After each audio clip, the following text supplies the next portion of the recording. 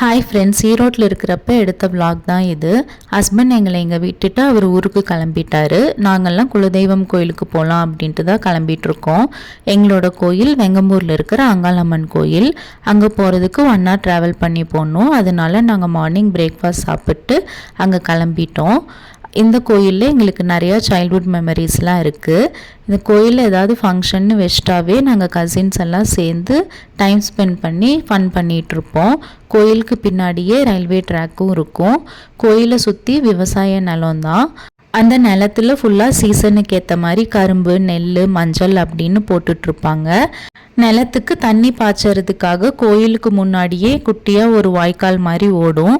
அதில் கால் நனைச்சிக்கிட்டே சுற்றி பச்சை பசேல்னு இருக்கிற நிலத்தை பார்க்கறதுக்கு மனசுக்கு அவ்வளோ ரெஃப்ரெஷிங்காக இருக்கும். இந்த மெமரிஸ் எல்லாம் அப்படியே ரீகலெக்ட் பண்ணிக்கிட்டு கோயில்லையும் நல்லா திருப்தியாக சாமி கும்பிட்டு நாங்கள் வீட்டுக்கு வந்துட்டோம்.